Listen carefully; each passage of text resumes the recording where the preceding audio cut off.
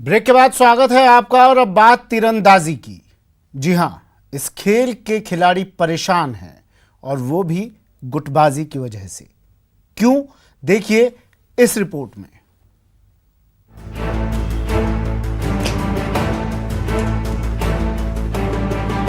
ये होने के बावजूद हमें वर्ल्ड आर्चरी के बैनर तले खेलना पड़ा, तो इससे शर्मसार बात और हो क्या सकती है। सुन लीजिए, खिलाड़ी भारत का तीरंदाज है, खेला भी, जीता भी, लेकिन ना खिलाड़ी का नाम हुआ न ही देश का। मेडल तो मिला, लेकिन ना तो भारत का नाम हुआ और न ही राष्ट्रगान बजा। ये लाइफ का पहला कंपटीशन था जिसमें मैं इंडिया से खेलने गया हूँ और मेरी टी शर्ट पे इंडिया नहीं लिखा हुआ है। वर्ल्ड आर्चरी के लोगों के बैनर तले हमने पार्टिसिपेट किया और वर्ल्ड आर्चरी के लिए ही जो अभिषेक वर्मा और ज्योति सुरेखा की मिक्स टीम थी जिन्होंने गोल्ड लिया, उनके लिए जो अगर इंडियन टीम से खेल रहे होते तो उनके लिए एक भारतीय राष्ट्रगान बजता। बट वहाँ पे क्या हुआ कि वर्ल्ड आर्चरी सॉन्ग बजा, जिससे हमें मतलब किसी भी इंडियन टीम के प्लेयर को फीलिंग नहीं आई कि उन्होंने कोई मेडल जीता। आप सोच रहे होंगे भला ये कैसे संभव है, जब मेडल मिला तो भारत का नाम कैसे नहीं हुआ। तो चलिए आपको भी बताते हैं कि आखिर तीरंदाजी में खेल क्या चल रहा है। विश्व तीरंदाजी संघ ने राष्ट्रीय महासंघ को निलंबित कर दिया था, वो भी 2 गुट के समानांतर चुनाव कराने से उपजे विवादों के बाद। फिलहाल भारतीय तीरंदाजी संघ का मामला न्यायालय में चल रहा है और भारतीय तीरंदाज किसी भी इंटरनेशनल इवेंट में हिस्सा नहीं ले पा रहे हैं। हालांकि भारतीय खिलाड़ियों ने बैंकॉक में एशियाई चैंपियनशिप में 1 गोल्ड, 2 सिल्वर और 4 ब्रॉन्ज मेडल जीता, लेकिन भारतीय खिलाड़ियों का नाम नहीं चमक सका क्योंकि विश्व तीरंदाजी के बैनर तले इन खिलाड़ियों ने स्वतंत्र रूप से भाग लिया था। नेपाल में हुए दक्षिण एशियाई खेलों में भी प्रवेश नहीं मिला था। साथ ही इंडोर वर्ल्ड कप मकाऊ में भी भारतीय खिलाड़ी भाग नहीं ले सके थे। अब इन खिलाड़ियों में निराशा है, हताशा है। एसएमएस स्टेडियम में अभ्यास तो कर रहे हैं, लेकिन इंटरनेशनल इवेंट को लेकर मनोबल टूट गया है क्योंकि फरवरी महीने में वर्ल्ड कप स्टेज 4 होना है, लेकिन गुटबाजी की मार ऐसी कि इस बार भी एंट्री नहीं मिल सकेगी। आने वाले जो टूर्नामेंट्स है उसके अंदर इंडोर वर्ल्ड कप अभी चल रही है सीरीज़, जिसमें मकाऊ ओपन था वो कंप्लीट हो गया, उसमें हम भाग नहीं ले पाए। और अभी आगे रोम है और लास वेगस है। ये 2-3 कंपटीशंस और हैं जिनके अंदर भी हमें बैन किया हुआ है कि इंडिया से कोई भी खिलाड़ी पार्टिसिपेट नहीं कर सकता। खुद मैं लास्ट ईयर मैंने मकाऊ में सिल्वर मेडल लिया था इंडोर वर्ल्ड आर्चरी सीरीज़ में, और मैंने लास वेगस भी पार्टिसिपेट किया था, मैंने फ्रांस भी पार्टिसिपेट किया था। बट इस साल मैं एक भी टूर्नामेंट नहीं खेल पाऊंगा, तो इसका भी मलाल है। और तो और खिलाड़ियों का कहना है कि जूनियर और सब जूनियर नहीं होने से खिलाड़ियों को ओवरएज होने का भी नुकसान झेलना पड़ा। ये हमारा सपना होता है कि हम इंडिया की तरफ से खेलेंगे और पदक जीतेंगे, तो जब हम ये नहीं कर पा रहे हैं तो हमें बहुत दुख हो रहा है और हम यही चाहते हैं एज ए प्लेयर कि ये जल्दी से जल्दी सलट जाए, जिससे कि जो छोटे वाले बच्चे ना अभी 2 साल से इंडियन आर्चरी के जूनियर सब जूनियर नेशनल्स नहीं हो रहे, तो जो बच्चे अंडर 17 एज ग्रुप में वो ऑलरेडी अंडर 19 में पहुँच चुके हैं। तो ऐसे में छोटे बच्चों का वो बहुत नुकसान हो रहा है कि जैसे हम सब जूनियर लेवल पे जूनियर लेवल पे खेलते तो कॉन्फिडेंस डेवलप होता है। खिलाड़ियों की चिंता प्रदेश के खेल मंत्री को भी है। उन्होंने भरोसा दिलाया है कि जल्द ही इस समस्या का निदान निकाला जाएगा। विवाद किसी भी फेडरेशन का हो, विवाद डिपार्टमेंट का हो, विवाद किसी ऑफिशियल का हो, नुकसान केवल और केवल खिलाड़ी का होता है।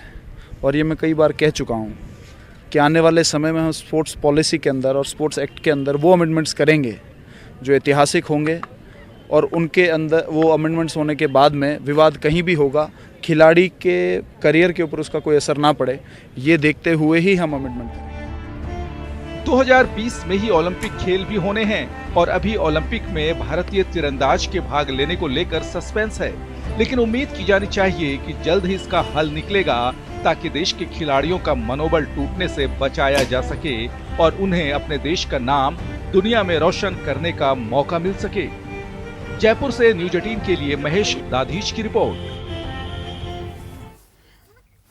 अगर हालात यही रहे तो कैसे बनेंगे अर्जुन और कैसे साधेंगे निशाना।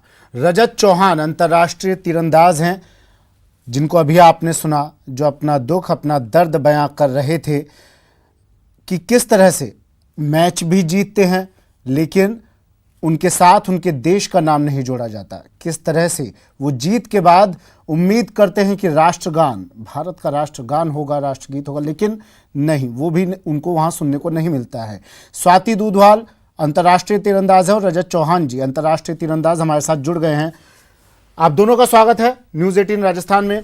रजत जी और स्वाति जी, आप दोनों को अभी मैं सुन रहा था। सबसे पहले रजत जी, आपसे जानना चाह रहा हूँ मैं, तीरंदाजी एक खेल है और एक खिलाड़ी की सिर्फ एक ही सपना होता है कि वो अंतर्राष्ट्रीय मंच पर जाए, वहाँ खेले, देश का नाम रोशन करे, लेकिन आप खेलें भी और देश का नाम ना पुकारा जाए, उस वक्त क्या महसूस होता है, वो भी सिर्फ एक गुटबाजी के कारण?